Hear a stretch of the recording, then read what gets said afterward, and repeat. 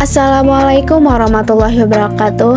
Halo teman-teman, perkenalkan nama saya Ratu Faraziba, kelas BKI 3E dengan NIM 211340180. Video ini merupakan tugas ujian tengah semester dari mata kuliah Teknik Keterampilan Konseling dengan dosen pengampu yakni Ibu Imalatul Khairat MPD. Materi yang akan dibahas di video kali ini yakni layanan pendukung bimbingan dan konseling. Layanan pendukung bimbingan dan konseling yaitu ada 10. Yang pertama, layanan orientasi, yang kedua, layanan informasi, yang ketiga, layanan penempatan dan penyaluran, yang keempat, layanan penguasaan konten, yang kelima ada konseling perorangan, yang keenam ada layanan bimbingan perorangan, yang ketujuh ada layanan konseling kelompok, yang kedelapan ada layanan konsultasi, yang kesembilan ada layanan mediasi, dan yang kesepuluh ada layanan advokasi. Layanan pendukung bimbingan dan konseling yang pertama yaitu ada layanan orientasi. Apa sih layanan orientasi itu? Yuk, mari kita simak.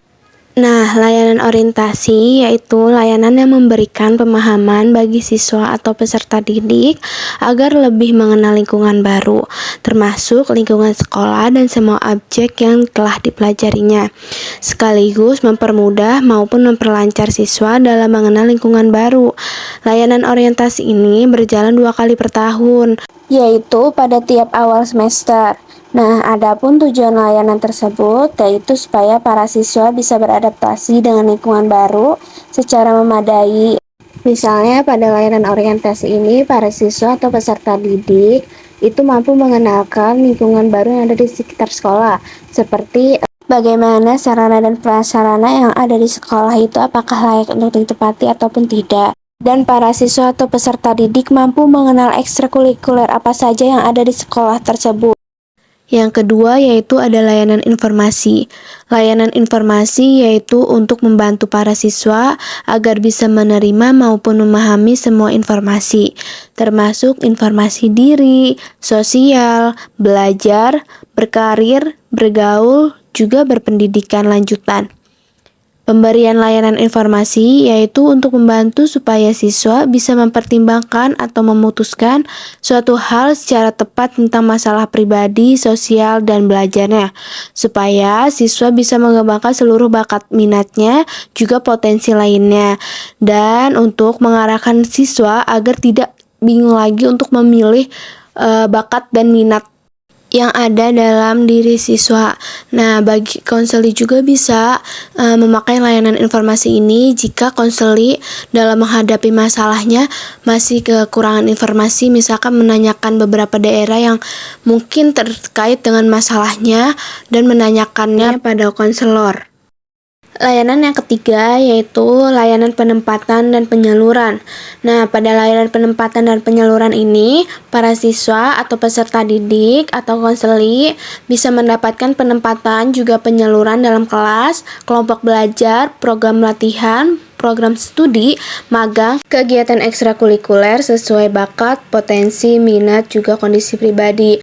Nah, pada layanan penempatan dan penyaluran ini, peserta didik atau konseli yang memiliki masalah kebingungan untuk memilih mau melanjutkan program studi ke pendidikan apa selanjutnya atau mengenali bakat apa yang ada pada dalam diri konseli atau peserta didik. Nah, masalah tersebut bisa diatasi menggunakan layanan penempatan dan penyaluran tersebut. Yang keempat ada layanan penguasaan konten. Apa sih layanan penguasaan konten itu?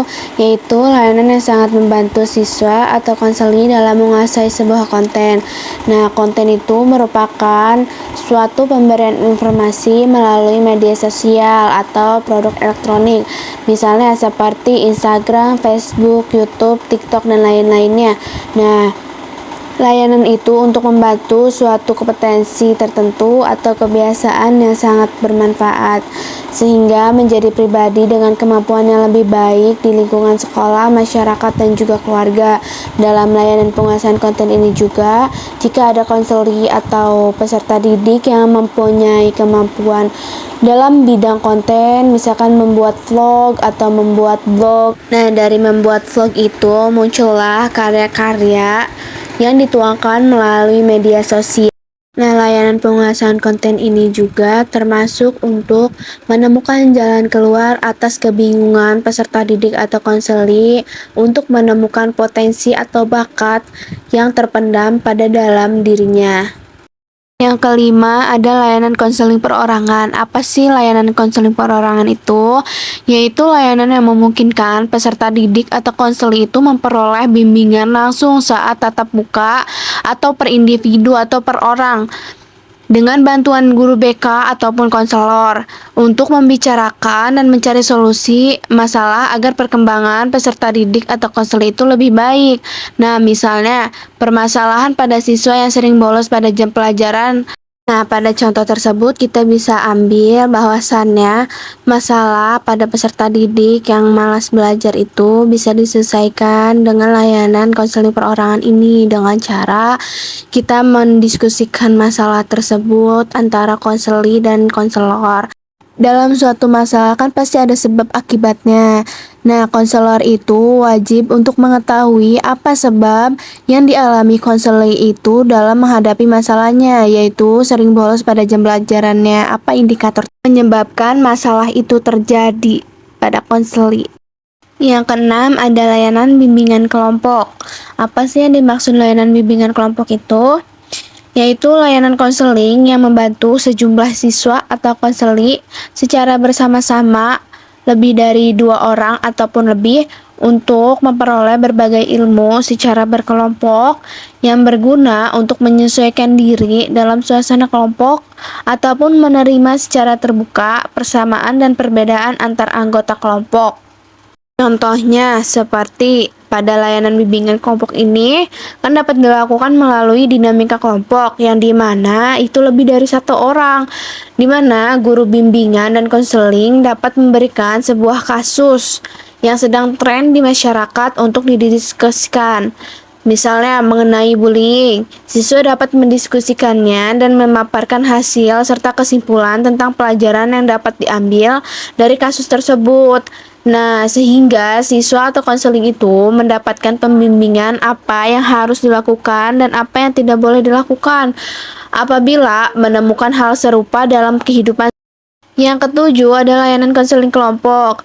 Nah, layanan konseling kelompok itu adalah layanan bimbingan dan konseling dalam rangka membantu siswa atau konseli itu secara bersama-sama membahas dan mengentaskan masalah yang dialami masing-masing anggota kelompok. Layanan konseling kelompok juga diberikan guna mengentaskan masalah-masalah yang identik yang dialami oleh beberapa siswa, sehingga melalui layanan konseling kelompok ini dengan bantuan konselor peserta didik yang mengalami masalah yang sama tersebut dapat saling memberikan masukan untuk memperoleh jalan keluar atau solusi. Misalnya dalam kasus konseli si A dan si B memiliki kesamaan permasalahannya, yaitu memiliki kebingungan pada bidang peminatan yang akan ditentukan di jenjang pendidikan selanjutnya. Dari kasus tersebut, kita bisa menggunakan layanan konseling kelompok ini untuk mendiskusikannya, tidak hanya dari konselor saja. Jika halnya konseli ingin memberikan pendapatnya itu diperbolehkan, karena layanan ini tujuannya itu untuk menyelesaikan masalah secara bersama-sama dan memberikan pendapatnya di antar individu. Yang kedelapan ada layanan konsultasi. Layanan ini merupakan layanan konseling yang dilaksanakan oleh konselor terhadap konseli yang memungkinkan konseli memperoleh wawasan, pemahaman, dan cara-cara yang perlu dilakukannya dalam menangani kondisi atau permasalahan pihak ketiga. Layanan ini juga bertujuan agar konseli dengan kemampuannya sendiri dapat menangani kondisi dan permasalahan yang dialami pihak ketiga. Dalam hal ini, pihak ketiga mempunyai hubungan yang cukup berarti dengan konseli, sehingga permasalahan yang dialami pihak ketiga itu sebagian menjadi tanggung jawab konseli. Pada layanan konsultasi dilakukan melalui 2 tahap. Yang pertama yaitu tahap konsultasi yang dilakukan oleh konselor kepada konseli, dan yang kedua yaitu ada tahap penanganan yang dilakukan oleh konseli terhadap konseli atau pihak ketiga. Maka petugas pada tahap konsultasi adalah konselor, sedangkan petugas pada tahap penanganan adalah konseli. Yang kesembilan ada layanan mediasi. Layanan ini merupakan layanan konseling yang dilaksanakan konselor terhadap 2 pihak atau lebih yang sedang dalam keadaan saling tidak menemukan kecocokan. Nah, dengan layanan mediasi, konselor berusaha mengantarai atau membangun hubungan di antara mereka, sehingga mereka menghentikan dan terhindar dari pertentangan lebih lanjut yang merugikan sesama pihak. Layanan mediasi dilakukan agar memiliki penengah di antara dua pihak yang sedang memiliki masalah. Misalnya, layanan ini dilakukan pada pernikahan seseorang yang sedang diambang perceraian. Karena pasangan tersebut tidak bisa menemukan jalan tengah dan saling membenci satu sama lain, kedua pihak tersebut pada layanan ini dilakukan secara terpisah. Jika sudah mereda emosinya antar dua pihak tersebut, maka layanan mediasi ini dapat dilakukan oleh kedua pihak, yaitu suami dan istri secara bersamaan. Yang ke-10 ada layanan advokasi. Layanan ini merupakan layanan yang membantu agar hak-hak keberadaan, kehidupan, dan perkembangan individual yang bersangkutan kembali diperoleh setelah hak-hak tersebut selama ini dirampas, dihalangi, dan dibatasi. Tujuan layanan advokasi secara umum yaitu mengentaskan klien dari suasana yang buruk pada dirinya, sedangkan tujuan secara khususnya yaitu untuk membebaskan klien dari cengkraman pihak tertentu. Mungkin cukup sekian dari materi layanan pendukung bimbingan konseling yang bisa saya sampaikan. Kurang lebihnya saya mohon maaf. Terima kasih yang sudah mendengarkan ataupun menonton videonya sampai akhir. Sampai bertemu di video selanjutnya. Wassalamualaikum warahmatullahi wabarakatuh.